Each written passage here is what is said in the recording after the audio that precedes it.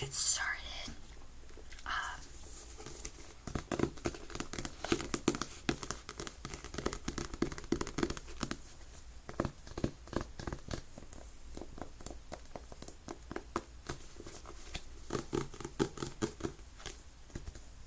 like this. Okay, The Hunger Games by Suzanne Collins.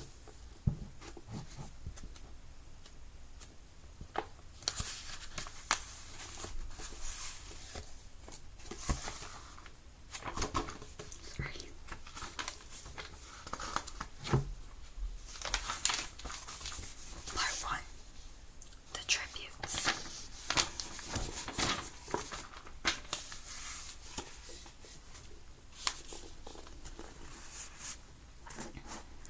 When I wake up, the other side of the bed is cold. My fingers stretched out, seeking Prim's warmth, but finding only the rough canvas over cover of the mattress. She must have had bad dreams and climbed in with our mother. Of course, she did. This is the day of the reaping. I prop myself up on one elbow. There's enough light in the bedroom to see them. My little sister, Prim, curled up on her side, cocooned in my mother's body, their cheeks pressed together. And in sleep, my mother looks younger, still worn, not so beaten down.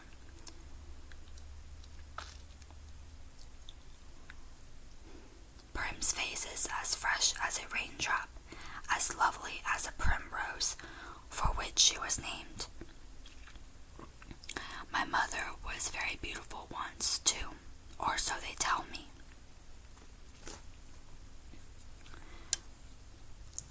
Sitting at Prim's knees, guarding her, is the world's ugliest cat, mashed in nose, half of one ear missing, eyes the color of rotting squash. Prim named him Buttercup, insisting that his muddy yellow coat matched the bright flower. He hates me, or at least distrusts me. Even though it was years ago, I think he still remembers how I tried to drown him in a bucket when Prim brought it home. Scrawny kitten, belly swollen with worms, crawling with fleas. The last thing I needed was another mouth to feed. But Prim begged so hard, cried even, I had to let him stay. It turned out okay. My mother got rid of the vermin. And he's a born mouser. Even catches the occasional rat. Sometimes when I clean a kill, I feed Buttercup the entrails. He has stopped hissing at me. Entrails, no hissing.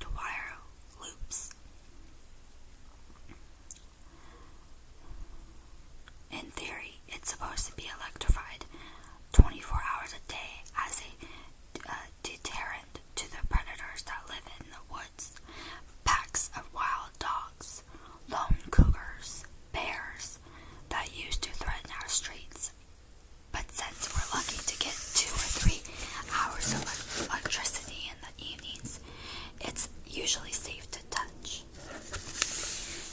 Even so, I always take a moment to listen carefully for that hum. That means the fence is alive. Right now, it's silent as a stone. Concealed by a clump of bushes, I flatten out my belly, slide under a 2-foot stretch that's been loose for years. There are several other weak spots in the fence, but this one is so close to home I almost enter the woods here. As soon as I'm in the trees, I retrieve a bow and sheath of arrows from a hollow log. Electrified or not, the fence has been successful at keeping the flesh eaters out of District 12. Inside the woods that roam freely, and there are added concerns like venomous snakes, rabid animals, and no real paths to follow. But there's also food if you know how to find it. My father knew. He taught me some before he was blown to bits in a mine explosion. There was nothing even to bury. I was 11 then. 5 years later, I still wake up screaming for him to run.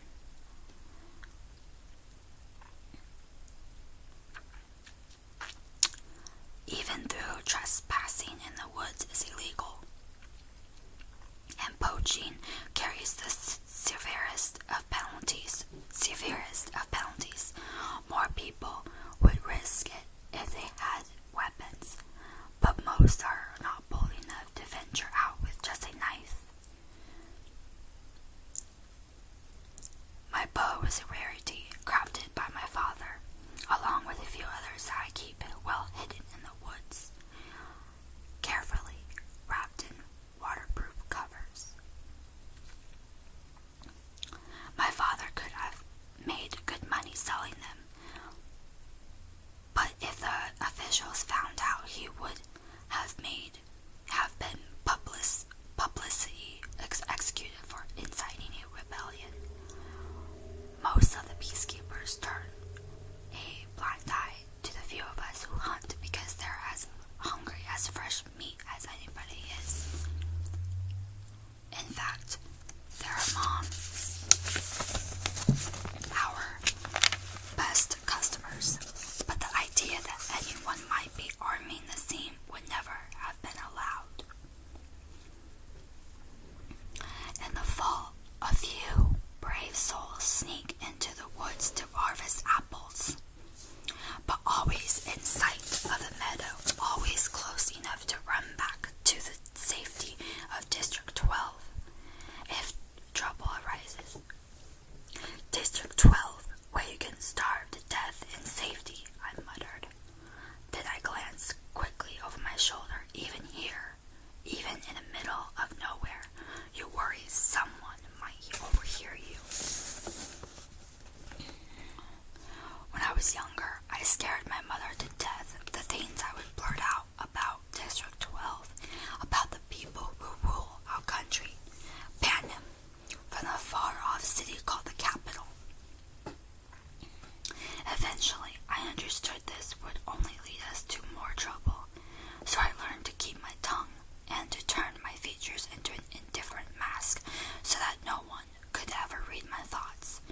Do my work quietly in school, make only polite small talk in the public market, discuss little more than trades in the hub, which is the black market where I make most of my money.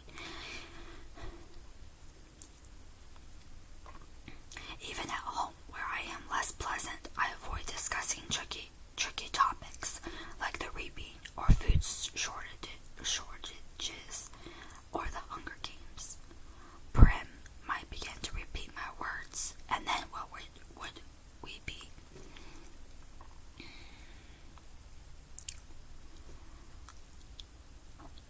In the woods waits the only person with whom I can be myself, Gail. I can feel the muscles in my face relaxing, my pace quickening as I climb the hills to our place.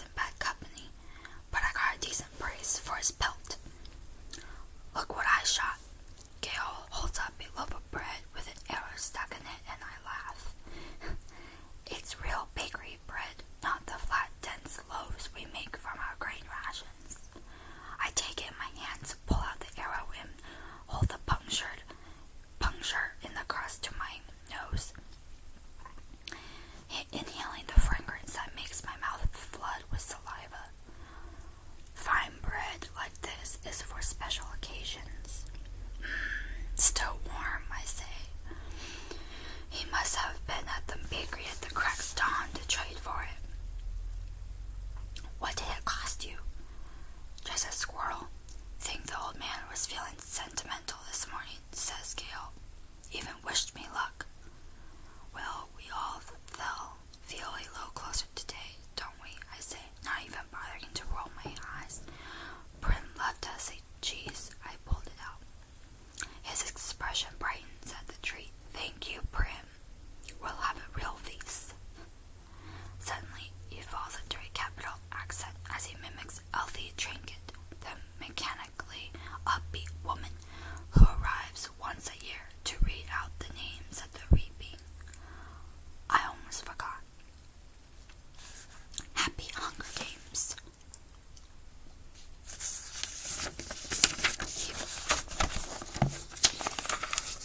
He plucks a few blackberries from the bushes around us, and may the odds, he tosses a berry in a high arc toward me.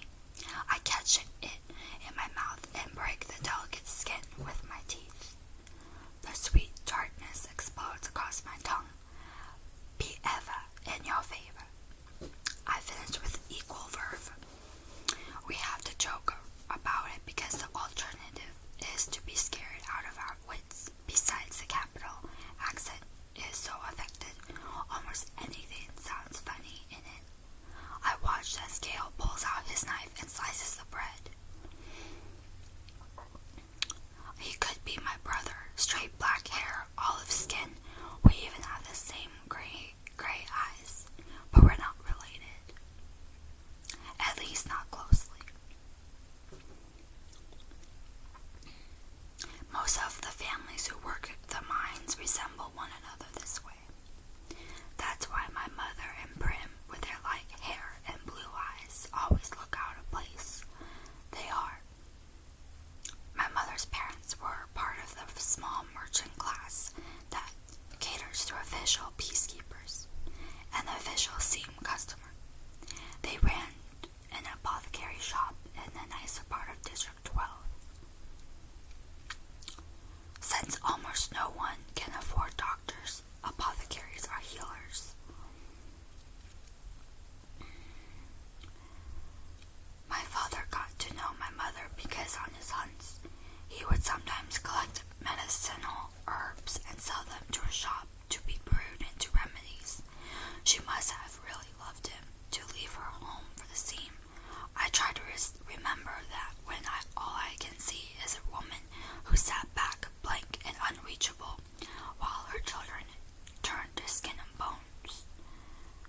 I try to forgive her for my father's sake, but to be honest, I'm not the forgiving type.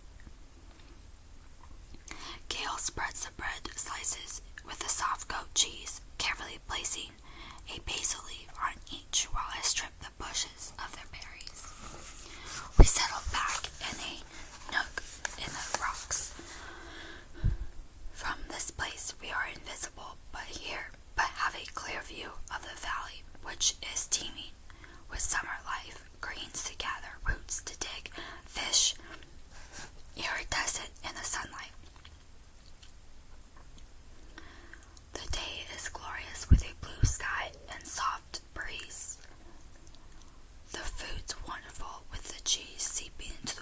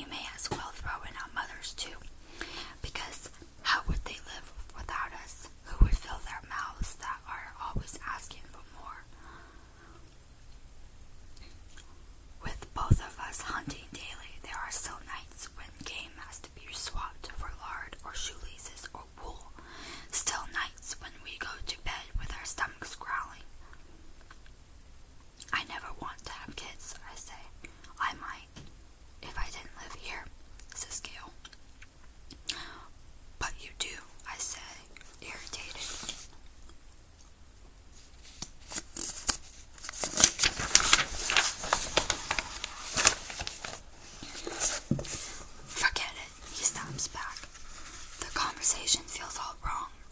Leave? How could I leave Prim, who is the only person in the world I'm certain I love, and Gale is devoted to his family? We can't leave, so why bother talking about it? And even if we did, where did this stuff about having kids come from? There's never been anything romantic between Gale and me. When we met, I was a skinny 12-year-old, and although he was only 2 years older, he already looked like a man. Besides, it took a long time for us to even become friends, to stop haggling over every trade and begin helping each other out. Besides, if he wants kids, Gale wouldn't have any trouble finding a wife. He's good looking. He's strong enough to handle the work in the mines. He can hunt. You can tell the way the girls whisper about him when he walks by in school that they want him. It makes me jealous, but not for the reason people would think. Good hunting partners are hard to find. What do you want to do? I asked. We can hunt, fish, or gather. Let's fish at the lake. We can leave our poles and gather in the woods. Get something nice for tonight, he says.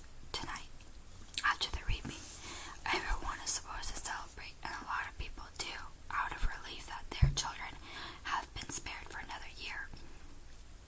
But at least 2 families will pull their shutters, lock their doors, and try to figure out how they will survive the painful weeks to come. We will make out. The predators ignore us on a day when easier, tastier prey abounds. By late morning, we have a dozen fish, a bag of greens, and best of all, a gallon of strawberries. I founded the patch a few years ago, but Gale had the idea to string mesh nets around it to keep out the animals. On the way home, we swing by the Hop, the black market that operates in an abandoned warehouse that once held coal. When they came up with a more efficient system that transported the coal directly from the mines to the trains, the Hop gradually took over the space. Most businesses are closed by this time on reaping day, but the black market's still fairly busy. We easily trade 6 of the fish for good bread, the other 2 for salt. Crazy saw the bony old woman who sells bowls of hot soup from a large kettle takes half the greens off her hands in exchange for a couple of chunks of parfait. We might do a tad better elsewhere, but we make an effort to keep on good terms with Crazy Saw. She's the only one who can consistently be counted on to buy a wild dog. We don't hunt them on purpose, but if we are attacked and you take out a dog or 2, well, meat is meat. Once in the soup, I'll call it beef, Crazy Saw says with a wink. No one in the scene would turn up their nose at a good leg of wild dog, but the peacekeepers who come to the Hop can afford to be a little juicier. When we finish our business at the market, we go to the back door of the bear's house to sell half of the strawberries, knowing he has a particular fondness for them. And